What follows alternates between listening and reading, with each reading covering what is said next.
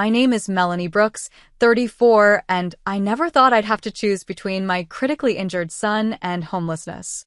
As Tyler, 7, lay unconscious in the ICU after his accident, my sister Amanda stormed in with her ultimatum: rents tripling to $6,800 or get out by morning. 3 years I'd rented that duplex from her without issues. Now, with medical bills crushing me, she ambushed me during my darkest hour. I didn't argue. I simply reached into my bag and handed her a black envelope. When she opened it, her face went pale. Before I dive into what happened next, I'd love to know where you're watching from today. Drop your location in the comments, hit that like button, and subscribe to hear more stories about family betrayal and unexpected justice. Now, let me take you back to where it all began. Amanda and I were never what you'd call close. Growing up in suburban Boston, we were like night and day. Amanda, the golden child 2 years my senior, and me, the afterthought. At least, that's how it felt. While we shared the same dark hair and blue eyes, that's where our similarities ended. From the beginning, Amanda was our parents' pride and joy. Her ballet recitals, piano concerts, and straight A's dominated family conversations. My parents, Richard and Diane Brooks, never missed her performances, cheering loudly from the front row. My softball games? They'd show up for the last inning, if at all, with my father checking his watch every few minutes. Amanda's just like me. My father would boast to friends and family. She's got that business sense. Meanwhile, my mother would rush to defend her when teachers called about her bossy behavior or when neighborhood parents complained about her entitled attitude. I was the opposite: quiet, artistic, and fiercely independent. By 14, I was babysitting to buy my own art supplies. By 16, I had saved enough from various jobs to buy my first car, a beaten-up Honda that Amanda refused to be seen in. My parents interpreted my self-reliance as aloofness rather than necessity. "Why can't you be more like your sister?" became the refrain of my childhood. What they failed to see was that Amanda's confidence was built on their constant validation, while mine grew from surviving without it. College marked our first real separation. Amanda attended our father's alma mater, an expensive private university where she majored in business, but spent most of her time socializing. I won a scholarship to Rhode Island School of Design, where I studied graphic design and worked 2 jobs to cover expenses. After graduation, our paths diverged further. I moved to New York, landed a job at a design agency, and built a reputation for myself. Amanda moved back home, worked for our father's company, and lived rent-free while complaining about her entry-level 6-figure salary. Then our parents died, our father from a sudden heart attack and our mother from cancer just 8 months later. Their passing revealed much about their financial situation and, by extension, their priorities. The will was a shock to both of us, but for different reasons. While the family home and most liquid assets went to Amanda, I discovered something unexpected. My father had established a trust for me that could only be accessed when I turned 30. His note explained, "Melanie, you've always been responsible. This is to ensure you have security later in life when you're ready for it." Amanda was furious about the trust, despite receiving significantly more upfront. "Dad always said I'd get everything," she complained during the reading of the will. "This isn't fair." What neither Amanda nor our parents knew was that I had been saving aggressively for years. When my 30th birthday arrived and I gained access to the trust, I didn't need it for day-to-day expenses. Instead, I created an LLC and began looking for investment opportunities, specifically real estate. That's when fate intervened. The property management company handling our parents' rental properties, including the duplex where Amanda now lived in 1 unit, announced they were selling the portfolio. Amanda, who had blown through much of her inheritance on luxury vacations and failed business ventures, couldn't afford to buy them. Through my LLC, Horizon Investments, I purchased the entire portfolio, including the duplex. No one connected me to Horizon. I used my lawyer Benjamin Wright as the public face. Amanda assumed the properties had been sold to some faceless corporation, and I saw no reason to correct her. Why keep it secret? I knew my sister. If she discovered I owned the buildings, she'd expect special treatment. Missed payments would become family favors, and the professional relationship would disintegrate. So I maintained the illusion that she was dealing with a management company, not her sister. Meanwhile, my personal life took several turns. I met Derek Mitchell at a charity gala in Manhattan, tall, charming, and seemingly successful in finance. Our whirlwind romance led to marriage within a year, and Tyler arrived 9 months later. For a while, everything seemed perfect. But Derek's charm masked serious flaws. His successful career was largely fabricated. He moved from job to job, getting fired for poor performance or ethical violations. When Tyler was 3, I discovered Derek had racked up massive gambling debts and had been stealing from our joint accounts. The divorce was ugly but necessary. Derek fought for custody not because he wanted to be a father, but because he knew child support would come from my growing income. When the judge awarded me full custody with Derek granted supervised visitation, he stopped showing up altogether. His last child support payment came 2 years ago, before he disappeared to somewhere in Florida. Through all this, I never told Amanda about my financial situation. When Tyler and I needed a fresh start away from New York and the memories of Derek, I approached Amanda with a proposition. I'd rent the vacant unit in the duplex where she lived, giving her a steady income as my landlord. She agreed eagerly, likely seeing it as another opportunity to lord something over me. The arrangement worked for 3 years. I paid rent on time to the management company, which secretly sent most of it back to me as the owner, while maintaining the property at my own expense under the guise of improvements. Amanda took credit for being a generous landlord whenever I fixed something, never questioning why a tenant would spend their own money on owner responsibilities. All the while, I continued building my remote graphic design business, creating brands for clients nationwide while raising Tyler in the quiet suburb where we'd grown up. Life wasn't perfect, but it was stable, until it wasn't. As I sat in that hospital room, watching machines breathe for my son, I had no idea that my carefully constructed world was about to collide with Amanda's latest crisis. I should have seen it coming. Amanda's problems had a way of becoming everyone else's emergency. By my 34th birthday, I had established a comfortable routine. My graphic design business had grown enough that I could be selective about clients, working remotely from my home office while Tyler attended the local elementary school. Each morning, I'd walk him to the bus stop at the end of our street, his Spider-Man backpack bouncing as he skipped alongside me, chattering about dinosaurs, space, or whatever his current obsession was. Tyler had my artistic eye and curiosity, but none of my childhood shyness. At 7, he was all boundless energy and imagination, building elaborate Lego structures, creating his own comic books, and making friends wherever he went. His teachers praised his creativity and kindness, traits I'd worked hard to nurture in him. "Mom, do you think I could be an astronaut and an artist?" he'd ask regularly, his big blue eyes serious beneath his mop of brown hair. "You can be anything you put your mind to," I'd always answer, determined that my son would never question his worth or potential the way I had growing up. Co-parenting with Derek was non-existent.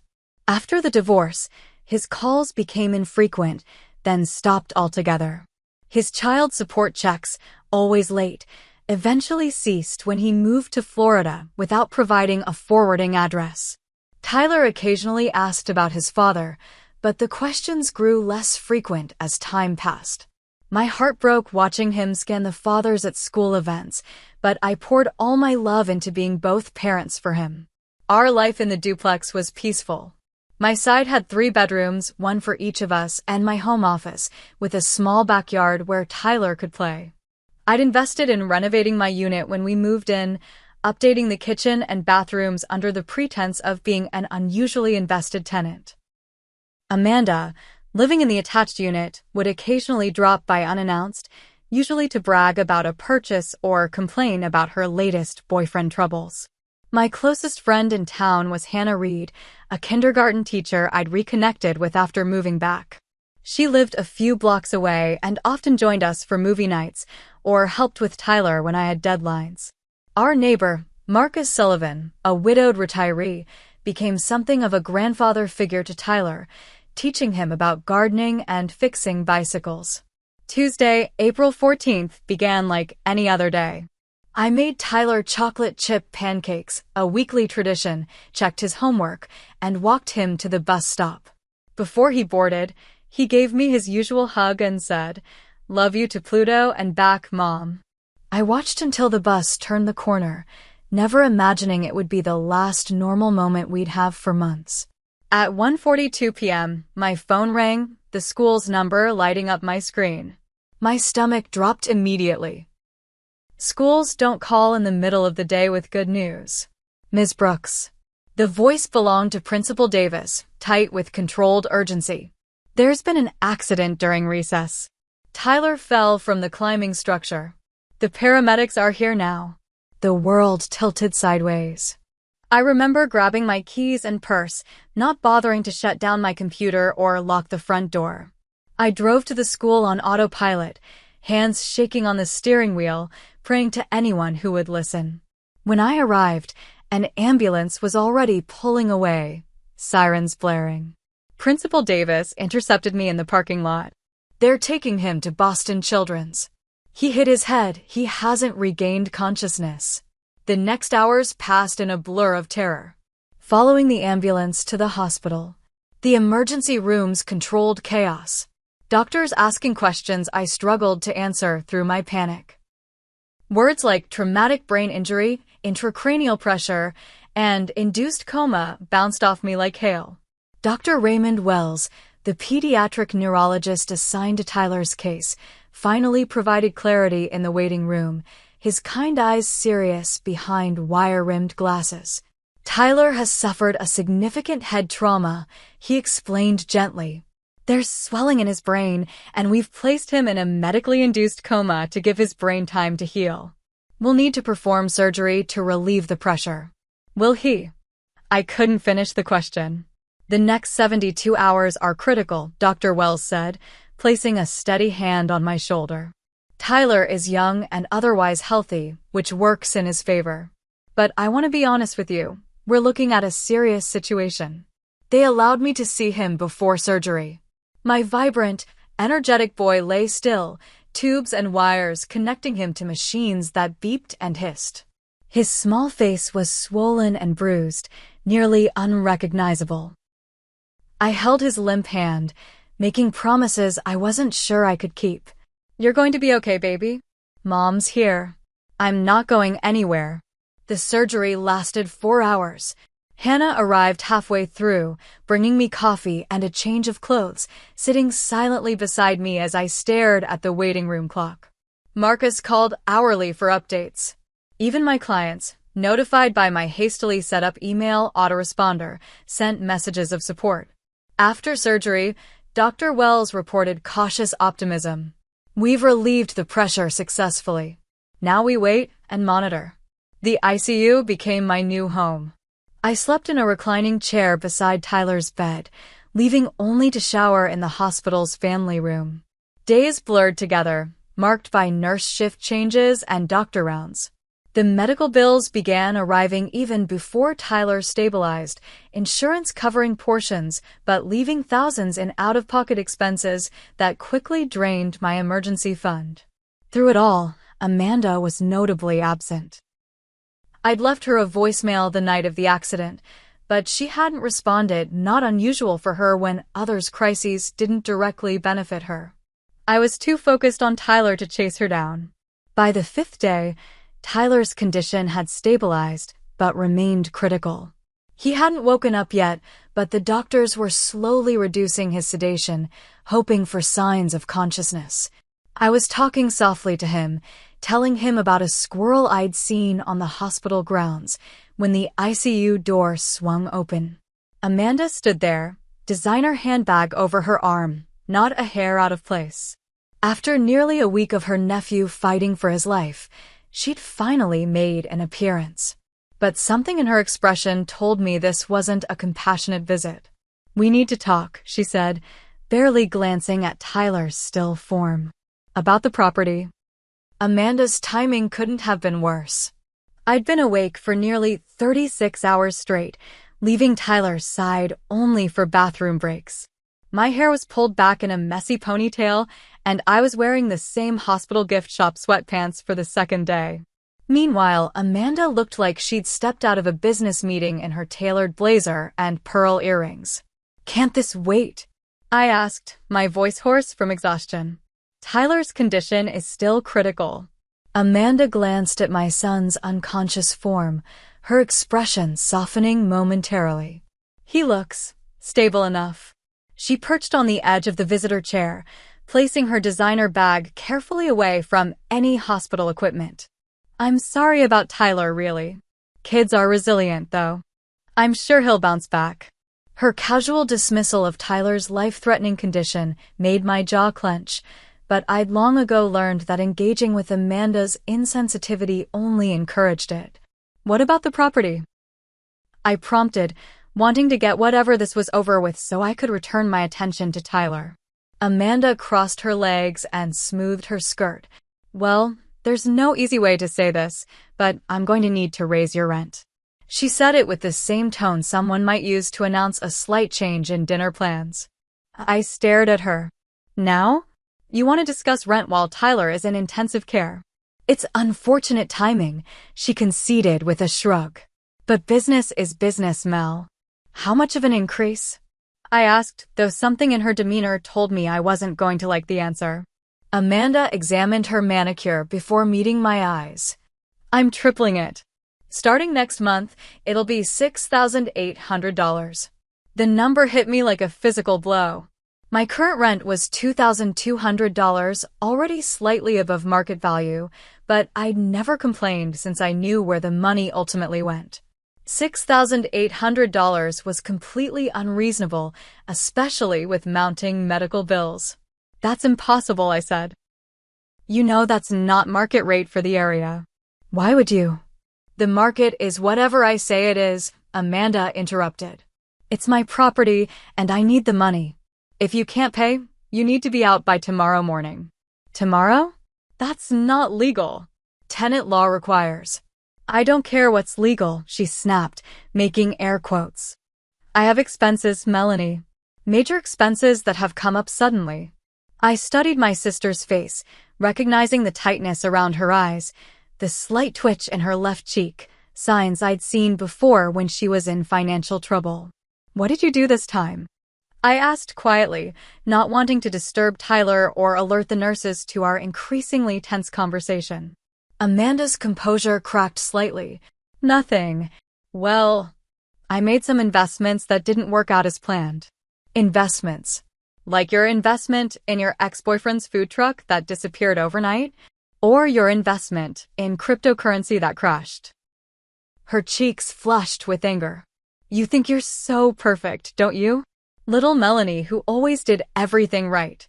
Well, not all of us can be so boring and responsible." The conversation was devolving, as it often did with Amanda. I took a deep breath and tried a different approach. "Amanda, even if I wanted to pay that amount, I can't. Look around you." I gestured to the hospital room. "Tyler's medical bills are already in the tens of thousands. Insurance isn't covering everything. I'm barely keeping my head above water." For a moment, I thought I saw a flicker of empathy in her eyes, but it vanished quickly. "That's not my problem," she said coldly. "I need the money. Either pay up or get out. Your choice." A memory flashed through my mind. Amanda at 10 years old, holding my favorite doll hostage, demanding I give her my dessert for a week if I wanted it back. Something's never changed. What exactly happened?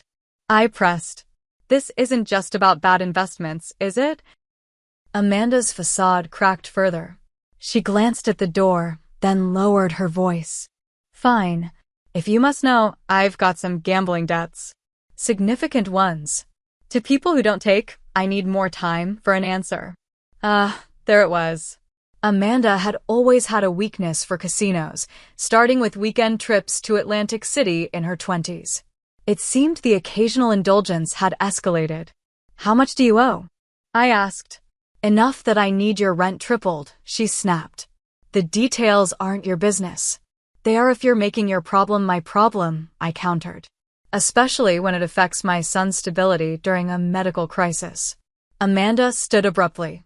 "Look, I don't have time to debate this. $6,800 by the 1st of next month, or eviction. Those are your options. I've already listed the unit online in case you decide to be difficult about this."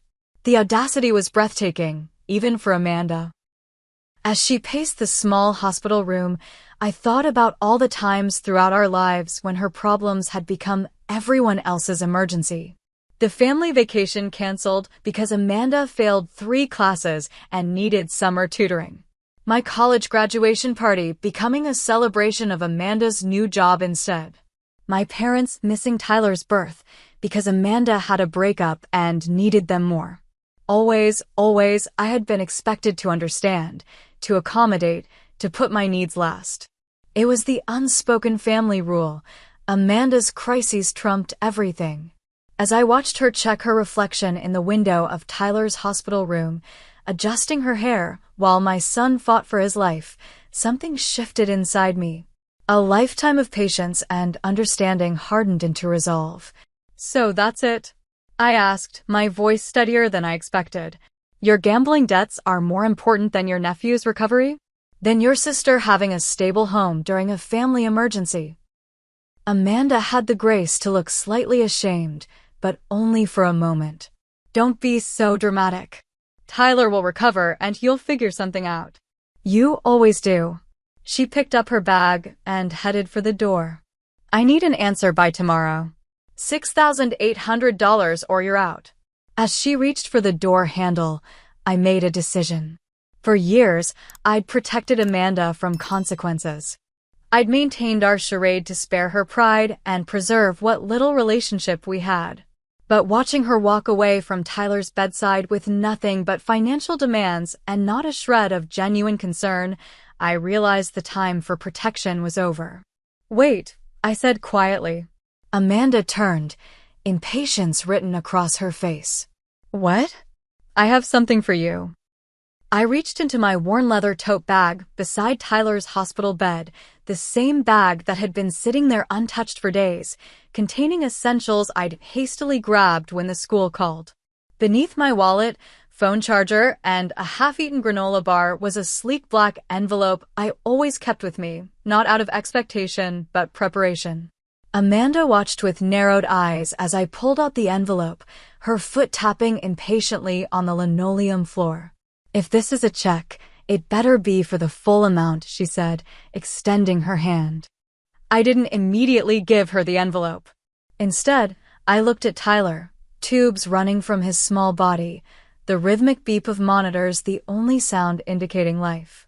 Then I looked back at my sister, seeing not just the entitled woman before me, but the little girl who had once been my playmate before our parents' differential treatment drove us apart.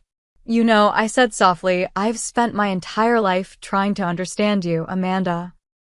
Making excuses for your behavior. Shouldering the burden of our relationship. Even now, with Tyler fighting for his life, I'm still doing emotional labor for you." Amanda rolled her eyes. "Spare me the therapy talk and give me your answer. Are you paying or leaving?" I stood up slowly, my body stiff from days in the hospital chair. Even standing, I felt small next to Amanda in her heels, but for once, I didn't feel diminished by the difference. "Here's my answer," I said, handing her the black envelope. Amanda snatched it, likely expecting a bank check. Her French manicured nails broke the seal, and she pulled out the contents, several legal documents with official seals and signatures. "What is this?" she asked, confusion replacing her smugness. "Property deeds," I replied calmly. "And ownership records." Her eyes scanned the first page, then widened. She flipped to the next document, her movements becoming increasingly frantic. "This says, This says Horizon Investments owns the duplex and the other properties, but that's not possible. The management company told me. Horizon Investments is my company, I said quietly. I've owned the entire portfolio of properties for 5 years, including the duplex where you live, where we both live. The color drained from Amanda's face. She looked at the documents again, as if hoping the words would rearrange themselves. That's not... You can't. Dad left those properties to be managed by. Dad left you liquid assets and me a trust, I corrected gently. When the management company decided to sell the portfolio, you couldn't afford to buy it. But I could, through my LLC. Amanda sank into the visitor's chair, the papers trembling in her hands. So, all this time, when I thought I was your landlord, you were actually my tenant, I confirmed. I kept up the arrangement because it seemed to make you happy, thinking you had some power over me. And honestly, it was simpler than dealing with the fallout of you knowing the truth.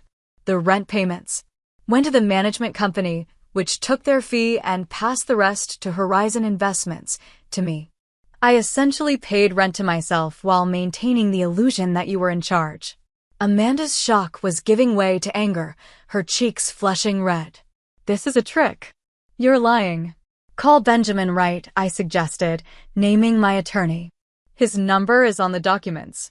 He handles all Horizon's legal matters. He'll confirm everything. As the reality sank in, Amanda's expression cycled through disbelief, rage, and finally, fear. So what now? She asked, her voice smaller than I'd heard it in years. Are you going to evict me? Is this your revenge? I shook my head. No, Amanda.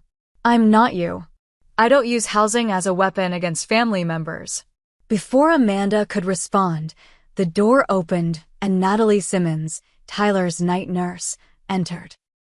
She glanced between us, immediately sensing the tension.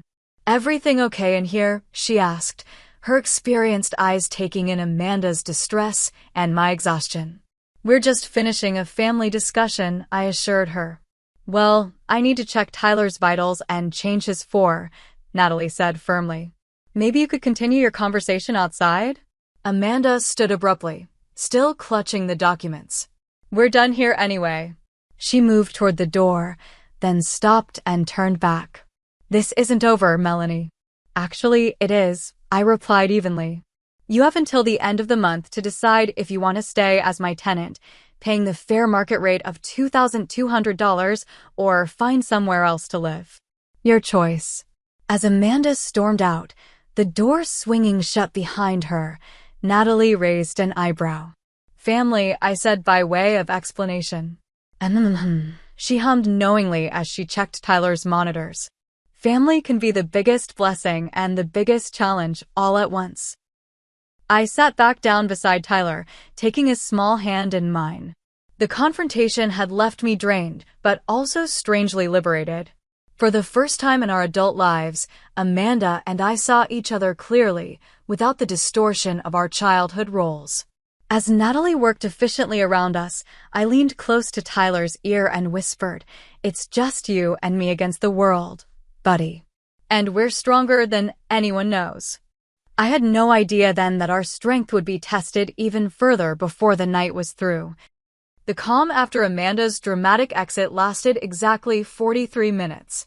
I was dozing in the chair beside Tyler's bed, my hand still resting on his, when the monitors suddenly erupted in a cacophony of alarms. Tyler's body went rigid, then began to convulse.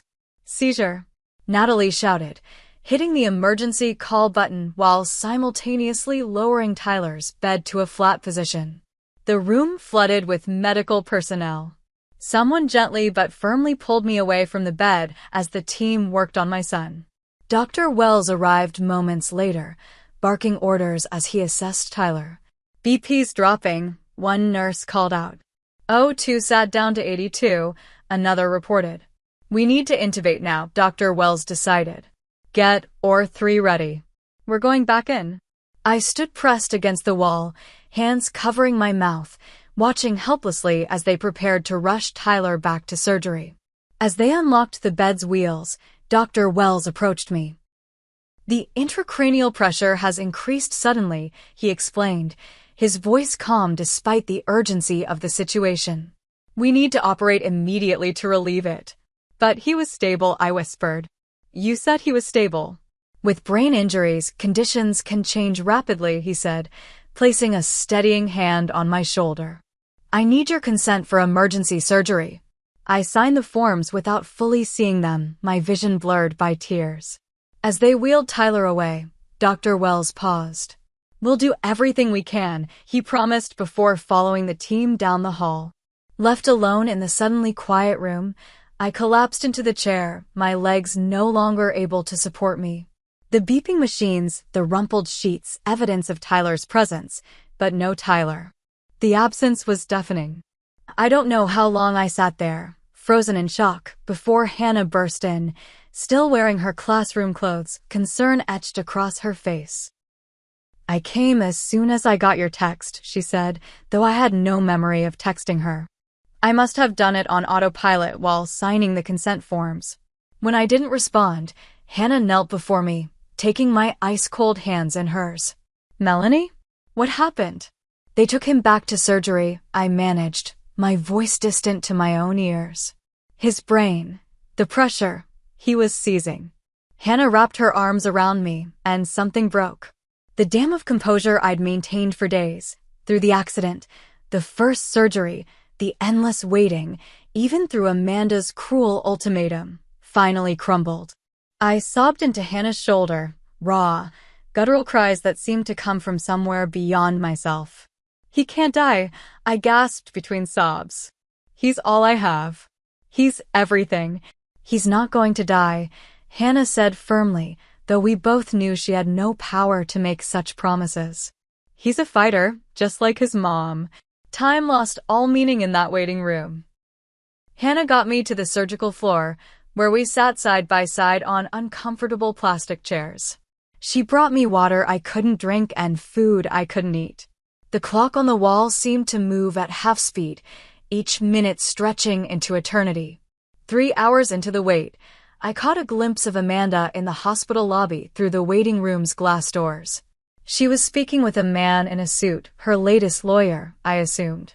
When she saw me watching, she quickly turned away, heading for the exit. Even now, with Tyler fighting for his life, her priorities were clear. A strange calm settled over me then. If Tyler survived, when Tyler survived, things would be different. No more accommodating toxic relationships. No more prioritizing peace over health. No more allowing Tyler to believe that the way Amanda treated us was normal or acceptable. Dr. Wells finally emerged after 4.5 hours, still in his surgical scrubs, looking exhausted but not defeated. A distinction I'd learned to recognize in the faces of medical professionals. We've managed to reduce the pressure, he said, sitting beside me. We had to remove a small portion of skull to allow room for the swelling. It sounds dramatic, but it's a standard procedure for this situation. And I pressed, needing the bottom line. And he's stable, Dr. Wells continued. More stable than before. The next 48 hours will be critical. We'll keep him in a medically induced coma to give his brain maximum chance to heal. But he'll wake up? Eventually. I couldn't stop myself from asking the question that had haunted me since the first surgery. Dr. Wells didn't offer false comfort. Brain injuries are unpredictable. Some patients recover fully, others partially. Some have lasting effects. It's too soon to know where on that spectrum Tyler will fall. I nodded, appreciating his honesty even as it terrified me. Can I see him? I asked. He's in recovery now. Once he's settled back in ICU, the nurse will come get you. When Dr. Wells left, Hannah insisted I eat something. She guided me to the cafeteria and placed a sandwich and apple juice in front of me. I managed a few mechanical bites, tasting nothing. You need to keep your strength up, she reminded me gently. Tyler's going to need you at full capacity when he wakes up. When, not if. The word choice wasn't lost on me. Back in the ICU waiting room, Hannah finally addressed what she'd obviously been wondering. I saw Amanda leaving earlier. Did she actually come to support you? I gave a hollow laugh. Not exactly. I filled her in on Amanda's ultimatum and my revelation about the property ownership. Hannah's eyes widened. You've owned the duplex this entire time? And she never knew. I kept it quiet for simplicity's sake, I explained. But threatening to triple the rent while Tyler's fighting for his life, that crossed a line I can't uncross. What will you do now? Before I could answer, Natalie appeared. You can see him now. Tyler had been moved to a different ICU room with even more machines surrounding him. His head was wrapped in fresh bandages, his face pale against the white sheets. Despite Dr. Wells' warning about the skull removal, the sight of my son's misshapen head beneath the bandages made my knees buckle. Natalie quickly guided me to the chair beside his bed. The swelling makes it look worse than it is, she assured me. Once the swelling reduces, you'll hardly notice. I reached for Tyler's hand, careful not to disturb the foreline. Hey, Ty Guy, I whispered, using my special nickname for him. Mom's here. I'm not going anywhere. Hannah stayed through the night, sleeping awkwardly in the recliner by the window while I maintained my vigil at Tyler's bedside. Every hour, nurses came to check his vitals and pupil response. Each time, I held my breath until they nodded in satisfaction. Dawn was breaking when Tyler's fingers twitched in mine, the smallest movement, so slight I thought I might have imagined it. But then it happened again, a definite pressure against my palm. Tyler, I whispered, leaning closer. Can you hear me, baby? No response, but the hand movement was unmistakable. I pressed the call button and Natalie appeared within seconds. His hand moved, I told her, trying to contain my excitement. He squeezed my hand. Twice. Natalie checked his monitors, then shined a light in each of his eyes, watching carefully for pupillary response. Good reflexes, she noted, a small smile forming. Dr. Wells will want to know this. It's a positive sign. What does it mean? I asked, hope fighting to break through my exhaustion. It means his brain is still in there, fighting, she said. And that's exactly what we want to see. As the morning shift arrived and the hospital began stirring to life, I felt something I hadn't experienced since the accident. A tiny spark of optimism, fragile but persistent, like the first green shoot after a devastating forest fire. Tyler had a long road ahead, but he was still with me. Still fighting. And for now, that was enough. The 48 critical hours drive Wells mentioned passed in a haze of monitoring, medication adjustments, and cautious optimism. Tyler's brain pressure remained stable, his vital signs strengthened, and by the third day after his second surgery, the medical team began slowly reducing his sedation. We'll bring him out of the coma gradually, Dr. Wells explained during morning rounds. It's not like in movies where patients just wake up suddenly. It's a process that can take days. I've taken up permanent residence in Tyler's room, leaving only when absolutely necessary. Hannah brought fresh clothes and took my laundry home to wash. Marcus stopped by with homemade soup in thermoses and updates about the neighborhood. My clients had been understanding, with many insisting I take paid leave rather than trying to work remotely from the hospital. What I hadn't seen was Amanda. After our confrontation, she'd gone completely silent. No calls, no texts, not even messages relayed through mutual acquaintances. Part of me was relieved, another part worried what she might be planning. On day 5 post-second surgery, as I was helping the nurse turn Tyler to prevent bed sores, my phone buzzed with repeated text notifications. When I finally checked, I found 17 messages from Amanda, ranging from angry accusations to tearful apologies to practical questions about the property situation. The final text read, "We need to talk. In person. Today." I showed the messages to Hannah, who had arrived with lunch.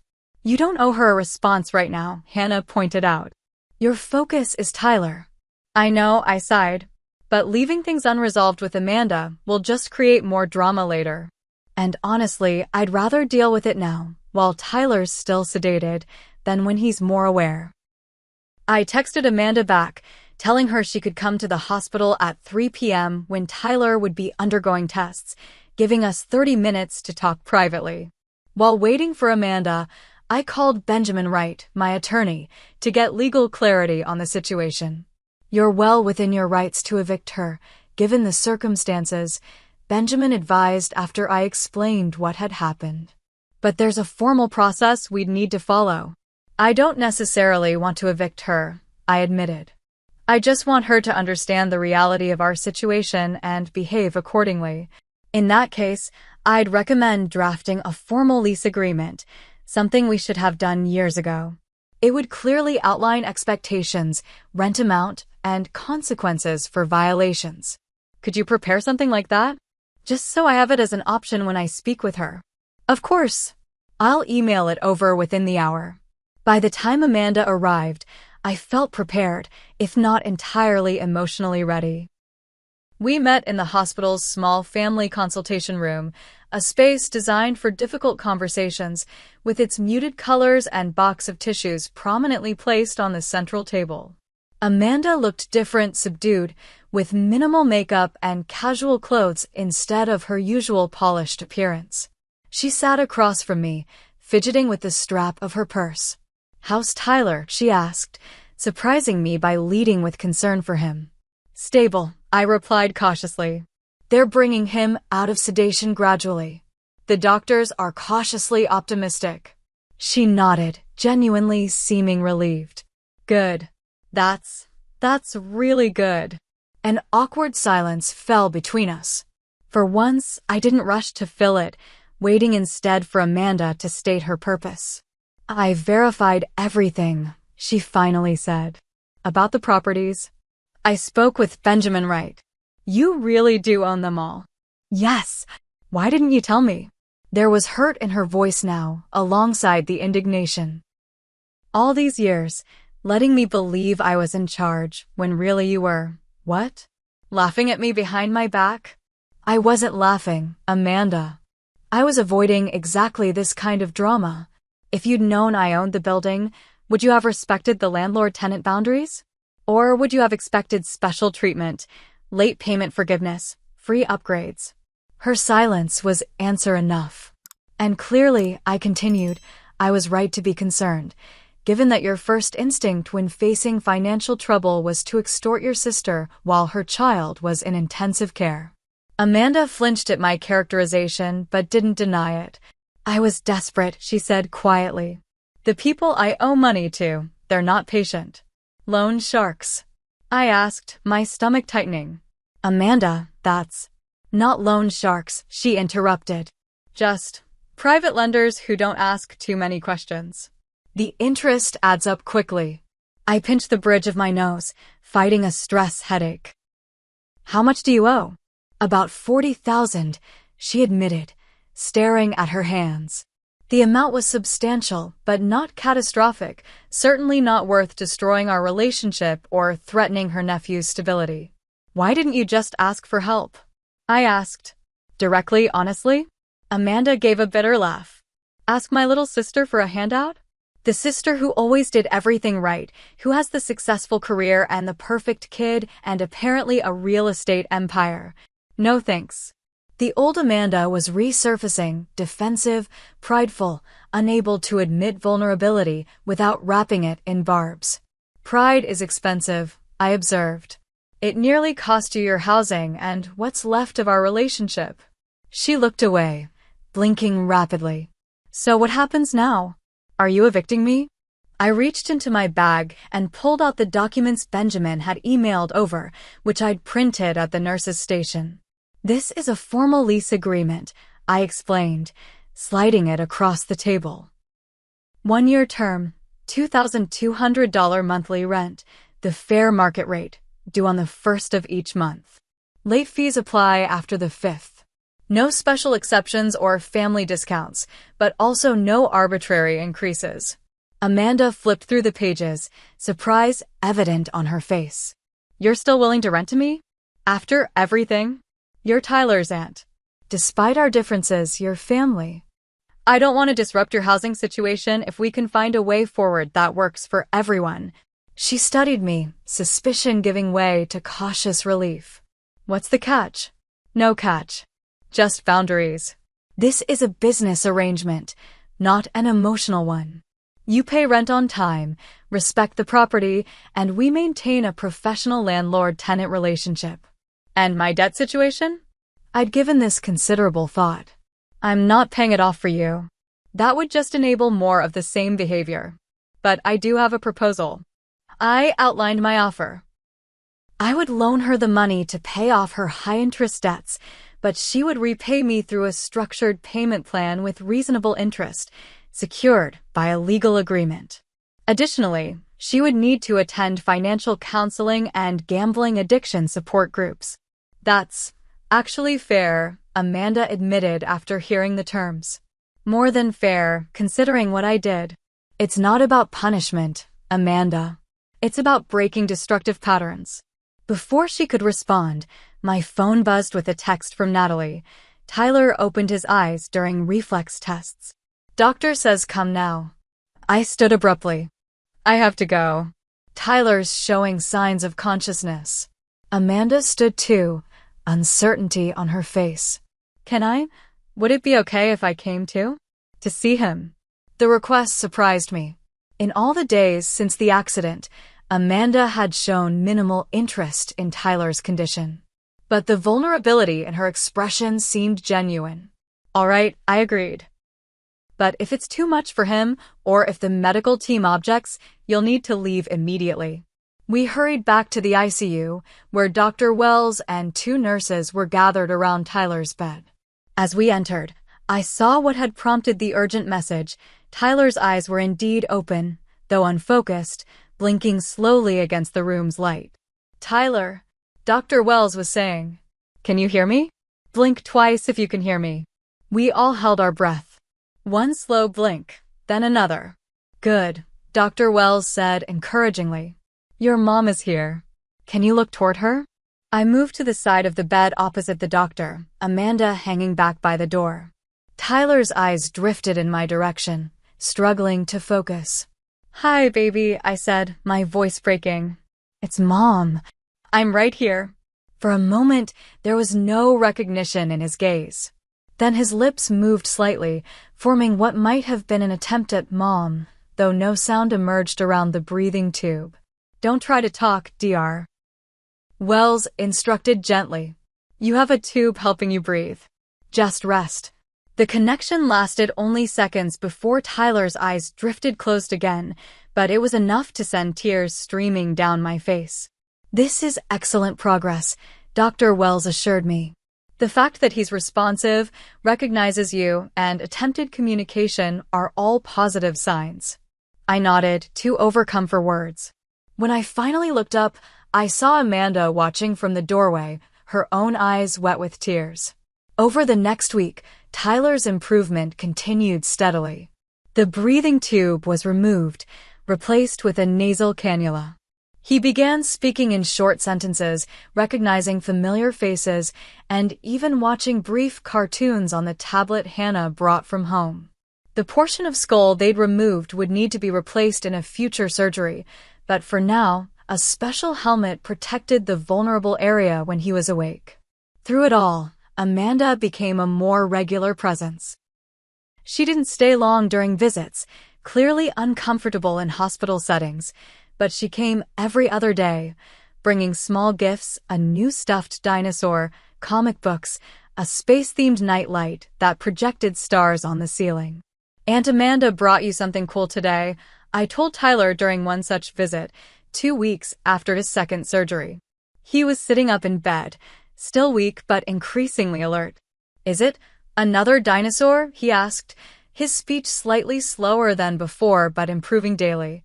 Amanda laughed, pulling a small package from her bag. Not this time, buddy. It's a model rocket kit we can build together when you're feeling better. Tyler's face lit up. Awesome. I love rockets. I remember, Amanda said softly, and I realized she actually did remember. She'd heard him talking about space during one of her rare visits to our home months ago. It was a small thing, but the fact that she'd paid attention enough to recall his interest touched me unexpectedly. Later, as I walked Amanda to the elevator, she paused before pressing the call button. "I signed the lease," she said, pulling the folded document from her purse. "And I've looked into those financial counseling sessions you mentioned." "That's good," I replied, genuinely pleased by her initiative. "I also wanted you to know. I'm sorry. Not just about the rent thing. About everything. The way I've treated you and Tyler over the years." She stared at the floor, uncharacteristically vulnerable. "I've always been jealous of you, you know." "Jealous? Of me?" I couldn't hide my surprise. "But you were always the favorite, the one who got everything." "I got things," she corrected. "You got strength, independence, real connections with people who actually care about you, not just what you can do for them." She gestured back toward Tyler's room. "A sun who lights up when you walk into the room. Do you know how valuable that is?" Before I could respond, the elevator arrived. Amanda stepped inside, then held the door open for a moment longer. "I'm trying to be better," she said simply. "It's harder than I thought it would be." As the doors closed between us, I realized that for the first time in our adult lives, my sister and I might be moving toward an authentic relationship, not the perfect sisterhood of childhood dreams, but something real, with boundaries and respect on both sides. The road ahead would be challenging, for Tyler's recovery and for our family's healing. But for the first time, I felt hopeful that we all might emerge stronger from this crisis than we'd been before. 3 months after Tyler's accident, we finally came home. The homecoming was nothing like I had imagined during those early, terrifying days in the ICU. I had pictured carrying my weak, barely conscious son into the house, setting up a hospital bed in the living room, and essentially creating a home nursing unit.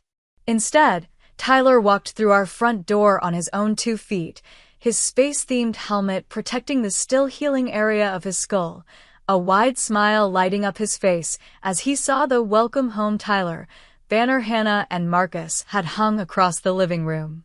"My Legos," he exclaimed, spotting his beloved collection exactly as he'd left it the morning of the accident. "Mom, can I build something?" "After you rest a bit," I compromised, knowing his energy levels still fluctuated dramatically. "And remember what Dr. Wells said about taking breaks." Tyler's recovery had been remarkable but not without challenges. The neurological team had been honest with me about what to expect. While he'd regained most motor functions and his personality remained intact, he struggled with short-term memory, became frustrated easily, and tired quickly. There would be months of outpatient therapy ahead, and the protective helmet would stay until his skull replacement surgery in another 3 months. But he was alive. He was home. And he was still my Tyler, perhaps a bit different, but his curiosity, kindness, and imagination remained undimmed by the trauma his young brain had endured. As Tyler settled onto the couch with a dinosaur documentary, his current obsession having expanded to include paleontology, I unpacked the hospital bags we'd lived out of for 92 days. Hannah had cleaned the house thoroughly before our arrival, even putting fresh flowers on the kitchen table. A knock at the door revealed Marcus, holding a homemade lasagna. "Figured cooking was the last thing you needed to worry about tonight," he said, the corners of his eyes crinkling with his gentle smile. "You're a lifesaver," I told him, accepting the dish gratefully. "Want to come in? Tyler would love to see you." The evening turned into an impromptu welcome home gathering as Hannah arrived after school with cupcakes, and even Benjamin stopped by with a gift card for a meal delivery service. Through it all, Tyler soaked up the attention, showing off his new medical knowledge. "Did you know the human brain feels like Jell-O?" and collecting promises of future outings once he'd regained more strength. Notably absent was Amanda, though she'd texted earlier, "Hope homecoming goes well. Stopping by tomorrow instead. Don't want to overwhelm T on first day back." The consideration surprised me, one of many small shifts I'd observed in my sister over the past months. She'd been keeping to our new landlord-tenant agreement scrupulously, paying rent on time and even helping with some duplex maintenance, without being asked. Our conversations remained somewhat stilted, decades of dysfunction not erased by a single crisis, but the effort on both sides was genuine. After everyone left and Tyler was tucked into his own bed for the first time in months, surrounded by his favorite stuffed animals, night light projecting stars on his ceiling, I finally allowed myself to truly exhale.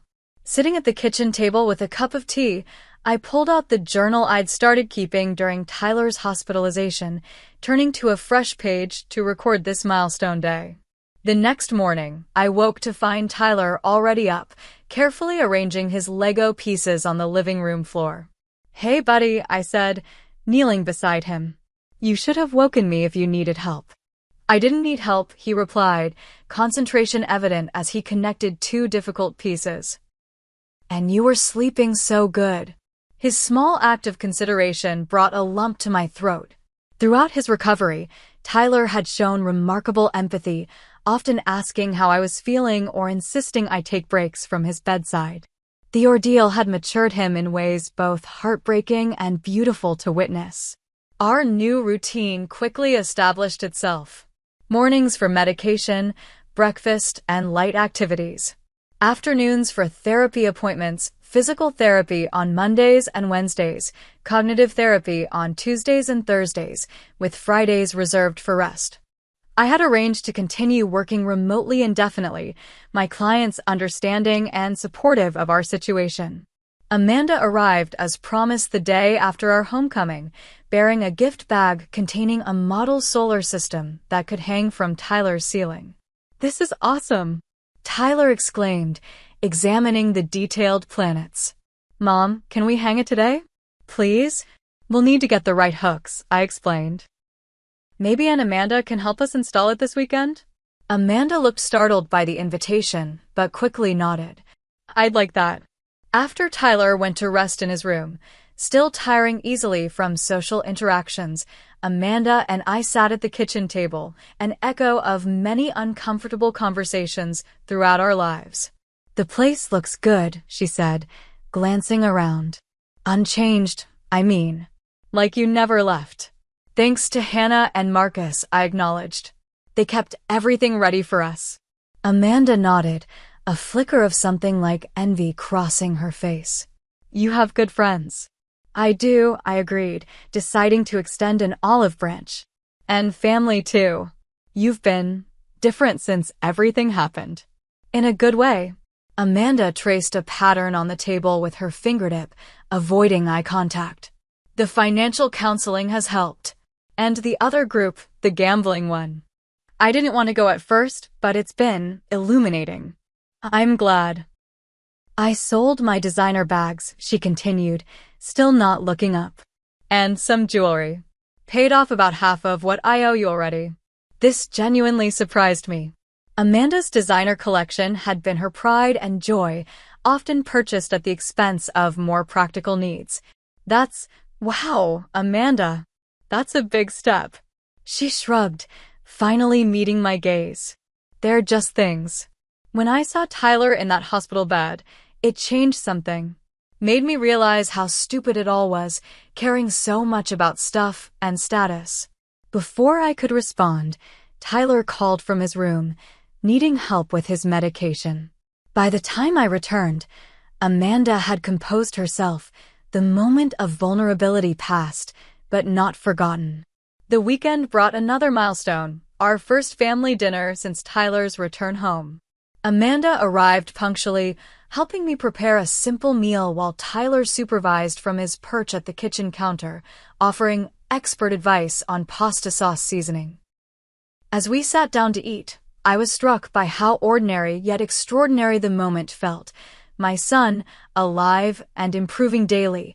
My sister, making genuine efforts at change. Myself, stronger and more certain of my boundaries than I'd ever been. "I'm going back to school when I'm better," Tyler announced between bites of garlic bread. "And I'm going to be a doctor. Or maybe an astronaut doctor. For space emergencies." Amanda smiled. "That sounds perfect for you, buddy. You've certainly had enough medical experience to get a head start." Dr. Wells says my brain is super interesting, Tyler informed her proudly. He's going to write a paper about it for Dr. School. Medical journal, I corrected gently. And yes, your recovery has been very impressive. The doctors have learned a lot from you.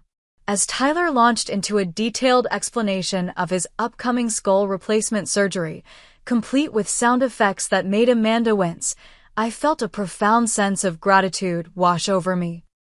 Not just for Tyler's survival and recovery, but for the unexpected gifts that had emerged from our crisis, a new understanding with my sister, a deeper appreciation for my support network, and an unshakable confidence in my own strength.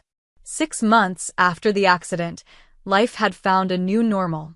Tyler returned to school part-time, his skull successfully reconstructed, though he still attended therapy sessions and tired more easily than before.